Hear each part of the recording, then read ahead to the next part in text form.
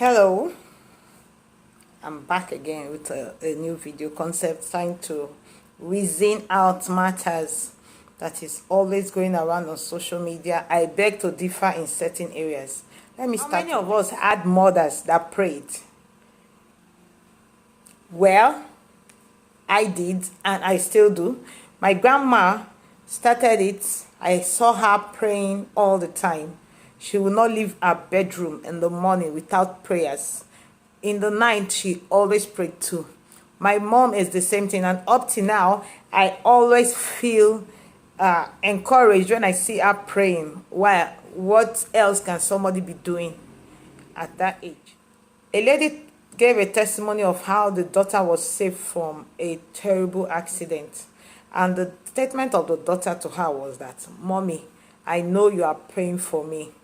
That is a lot of confidence, and that is a child that has confidence in what prayers can recount. Like 2 major times I almost lost my life, and in one of the cases my mom said she had the leading to go and pray. She prayed me to life. The accident was terrible, but I thank God I survived. There was one that I keep wondering how I survived. I was like, now I would have been a forgotten person. I know it's not that it's possible. I think it's the prayers of our mothers. There were mothers that had altars. They prayed all the time. There was a kind of prayer regimen they followed. I'm not a Catholic, but I observed those women. They prayed religiously. They had this fire or candle burning in certain altars in their houses. And if you watch the lives of their children, it went out smoothly. It went perfectly. Most cases, I would say, I know I can count up to 3. The question I want to ask now is, what happened to those altars? What happened to our praying mothers? And what is becoming of now at this generation? I leave that for you to reason and think and answer. We had parents that every morning, religiously, you prayed. I have an aunt that you go to their house in the mornings. You must pray no matter where you are going to. You are running to Abuja anywhere. You must pray in the morning. We all knew that about them. It was a tradition in their homes. And no matter the circumstances or the situation they have been through, you discover that they have come out of it stronger and better. So I want to say, is it that we, the new generation, we did not recognize the potency of the prayers? Or why are we commonizing? You should replace work with prayers. I'm not saying on a Monday morning or on a work day you're supposed to be in the office or working, you should go to church and be praying. That is besides my point. That is not my point. But I am saying, why are we commonizing prayers? Have we bothered to check back on when we're growing up to compare with now? Present day generation, why are we commonizing prayers? We trusted God. They trusted God. And I can say religiously that most of the time you will see that most of those parents, maybe they were not educated, but you see that they prayed their way through educating all their children. Their children went to school. Now, these same children that are educated, they want to feel that they know better than their parents. You can never be smarter than us. Sometimes it's good for you to look back. Something that worked, you should continue for it to work. All these our complaining and murmuring of nowadays, it has not solved any problem. It has not solved it. I understand, because I was lazy. I'm not saying it because I'm perfect. I was really lazy in prayers. The best way to do that, if you are lazy, if you know that you cannot pray, admit it first of all that you need to pray. Admit it. Yes, accept your weakness that, it's difficult for you to pray long hours of pray, sometimes in a day. Some of us, the only time we pray is when we go to church. We just pray that better prayer on Sunday. If our pastor leads us, that's when we go. Maybe once in a week. It's not good enough. Now we have access. We have access to Google, Concordance, name it, references, which our mothers didn't have then. But they prayed. They didn't have all these access we have, all these things at our disposal, but they prayed.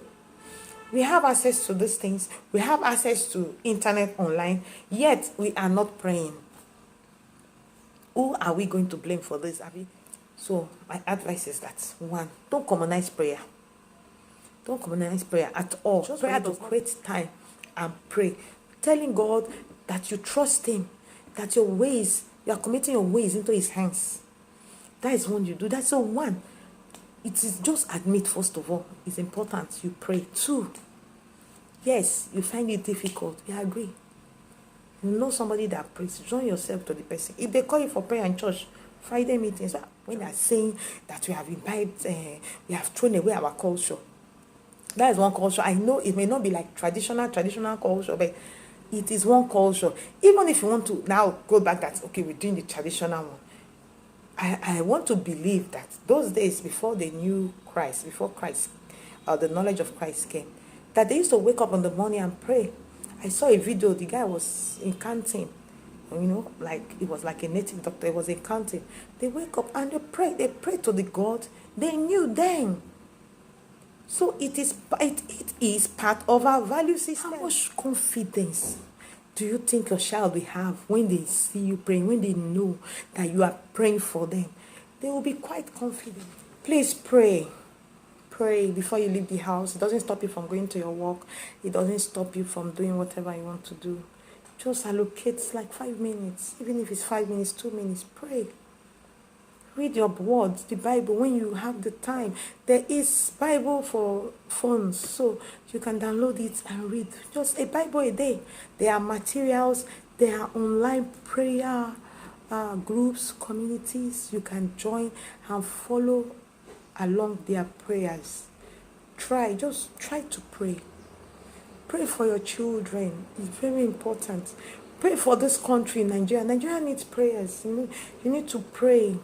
The change we are clamoring for, or the leadership we are clamoring for, will not just happen. We need to pray. The devil will not just sit back and allow things to be right. It's the devil that is causing things to be going wrong, right? And you think you now sit down and allow things to go on right without us praying? Think not. So if we want things to change, we need to put the devil and checkmate him and put him where he belongs. We need to pray. Oh, yes, everybody is clamoring for a particular candidate now. Oh, for the person to enter, you think the enemy will sit back and allow him to enter and things to go well for Nigeria? Think again. Think again. There is more to things that happen than meets the eyes. We have to settle things spiritually in the place. I made my point clear. This is not to offend anyone. This is not to make it look like maybe I am the most prayerful person. It is not. It is not. So understand me, get me clearly.